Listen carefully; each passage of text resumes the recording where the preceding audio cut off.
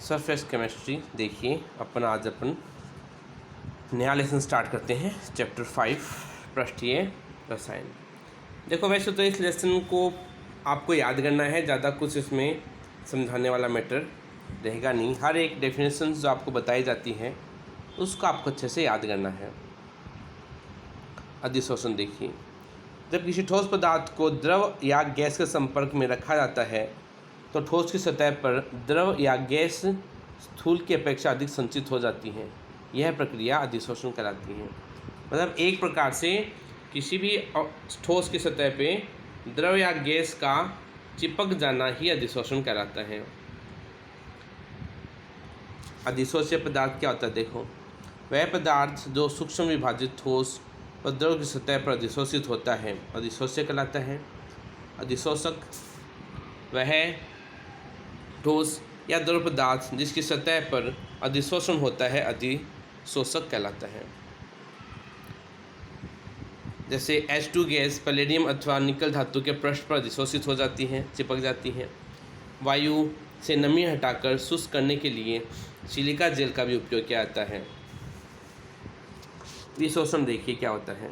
किसी अधिशोषित पदार्थ के अधिशोषक की सतह से हटने की प्रक्रिया विशोषण कहलाती है।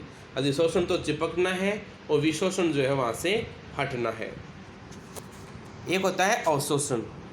इस प्रक्रिया में क्या होता है कि एक पदार्थ ठोस अथवा द्रव में प्रवेश कर उसमें समान रूप से वितरित हो जाता है। जैसे एक फोम है, फोम को आप पानी में रखो तो फोम क्या करेगा? पानी को अवशोषित करता है, वो अधिशोषित नहीं होता। जैसे आप लोगों के पास कोई क्रीम है, क्रीम ने आपने अपने मुंह के लगाया तो ये प्रक्रिया क्या कहलाती है? अधिशोषण कहलाती है। क्रीम का चिपकती है, क्रीम अंदर नहीं जाती है, इसलिए ये अपने पास अंतर हो जाता है अधिशोषण में और अवशोषण में।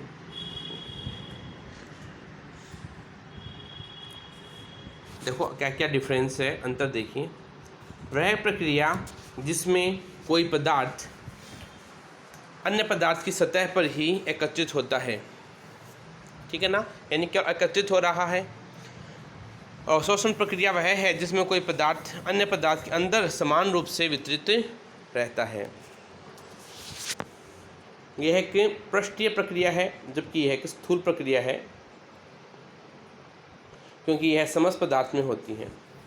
यह समान गति से होता है और यह प्रारंभ में तीव्र गति से होता है, परंतु बाद में धीरे धीरे इसकी जो गति होती है वह मंद पड़ जाती है।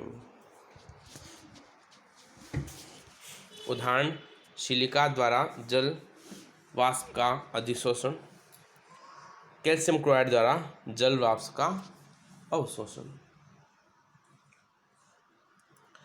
अधिशोषण के प्रकार देखिए। अधिशोषण दो प्रकार का होता है, भौतिक अधिशोषण या वान डेर वाल अधिशोषण। जब अधिशोषक की सतह पर अधिशोष्य वान डेर वाल बलों द्वारा बंधित होता है तो भौतिक अधिशोष्य कहलाता है। मतलब वान डेर वाल बंध का निर्माण अगर हो रहा है तो वो भौतिक अधिशोष्य कहलाता है।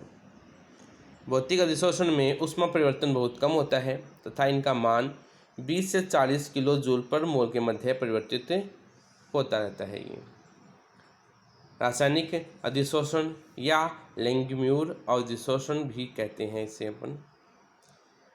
जब अधिशोषक की सतह पर अधिशोष्य प्रबल रासायनिक बंधों से बंधित होता है तो इसे हम रासायनिक अधिशोषण के नाम से जानते हैं। इनका ऊष्मा का मान अधिक 80 से 240 किलो जूल पर मोल के मध्य परिवर्तित होता है। उदाहरण, टंगस्टन व कार्बन की सतह पर ऑक्सीजन के अधिशोषण। एग्जाम्पल अपने को याद करना है। अंतर देखिए भौतिक अधिशोषण में और रासायनिक अधिशोषण में क्या क्या रहेगा। अधिशोष्य व अधिशोषण के मध्य वान डेर वाल बंध होते हैं। अधिशोष्य व अधिशोषण के मध्य रासायनिक बंध होते हैं। इनमें भौतिक में वान डेर वाल बल के कारण विशिष्ट प्रकृति नहीं होती है, जबकि रासायनिक बंध के कारण विशिष्ट प्रकृति के होते हैं। यह उत्क्रमणीय प्रक्रम है, ये अनुत्क्रमणीय है। मोलर अधिशोषण ऊष्मा 20 से 40 किलो जूल होती है इसमें, और इसमें लगभग 80 से 240 किलो जूल होती हैं। यहाँ पर बहुआण्विक परत जो है उसका निर्माण होता है। इसमें एक आणविक परत का निर्माण भी हो सकता है। ताप बढ़ाने पर अधिशोषण की दर घटती एक महत्वपूर्ण है कि ताप जैसे जैसे आप बढ़ाओगे वैसे वैसे अपने पास से अधिशोषण की जो गति है वह भी कम होती जाएगी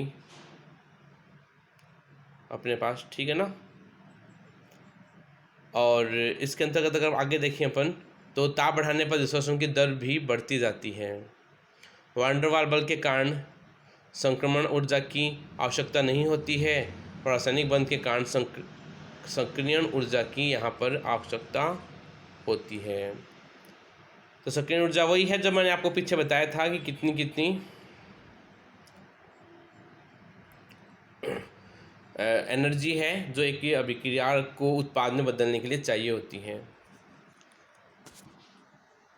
गैस या अधिशोषण की प्रकृति देखिए। भौतिक अधिशोषण की प्रकृति विशेष नहीं होती है, अतः प्रत्येक गैस ठोस पृष्ठ पर कम या अधिक मात्रा में अधिशोषित भी होती रहती है। अधिशोषक पदार्थ का पृष्ठीय क्षेत्रफल। एक ही गैस समान ताप और दाब की परिस्थिति में विभिन्न ठोसों पर अलग अलग मात्रा में अधिशोषित होती है। विभिन्न धातुओं की अधिशोषण क्षमता का क्रम भी अलग अलग है, जैसे पैलेडियम का कोलाइड है, प्लेटिनम का है, Au का है, Ni है। तो इनकी अधिशोषण की जो प्रकृति रहेगी वो अलग अलग प्रकार की रहती हैं। अधिशोषण समतापी वक्र देखिए क्या होता है। एक निश्चित ताप पर अधिशोषक गैस की मात्रा तथा साम्यावस्था दाब के मध्य संबंध को अधिशोषण समतापी वक्र के नाम से जानते हैं, जिसे हम फ्रेंडलिक अवशोषण समतापी वक्र भी कहते हैं। निम्न दाब पर देखिए कि आपको किस प्रकार से प्राप्त होता है ये। तो ये निम्न दाब पर अपने को इस प्रकार का कर्व प्राप्त होगा। x/m और p के मध्य ग्राफ लिया जाए। x/m मात्रा अपने पास हो जाती है अधिशोषण या अधिशोषक की और p प्रेशर हो जाता है। तो अपने को इस प्रकार ग्राफ प्राप्त होता है ये निम्न दाब पर। उच्च दाब पर लिया जाए तो उच्च दाब पर अपने को इसकी ये मात्रा इस प्रकार से x is proportional to p0। p0 1 हो गया और x/m का मान k के मान के बराबर हो जाता है। और मध्यम दाब पर अपने को x/m का मान p की पावर 1/n के प्रोपोर्शन हो जाता है। तो log x/m बराबर log k plus 1/n log p के मान के बराबर ये हो जाता है। ग्राफ में प्राप्त रेखा का ढाल 1/n के बराबर होगा, वह अंतःखंड log k के बराबर के हो जाएगा। तो y बराबर m और ये x और ये c। तो log x/m और log p के मध्य ग्राफ लिया जाए तो x है, तो अपने पास c तो इंटरसेप्ट हो गया, log k आ रहा है c, और m अपने पास स्लोप हो गया 1/n, ये अपने पास आ जाता है। तो मोस्टली अपने पास क्या होता है कि भी जो सीधी रेखा का समीकरण होता है उसी को ही अपन अनुसृत करते हैं और इसी से संबंधित अपने पास में प्राप्ति इसकी होती रहती है, ठीक है ना। तो इसको आप लोग याद कीजिए। मोस्टली चीज़ें मैंने बताया जैसे याद करने की ही रहेगी। लेसन 4 नंबर का है इसलिए थोड़ा सा महत्वपूर्ण बन जाता है।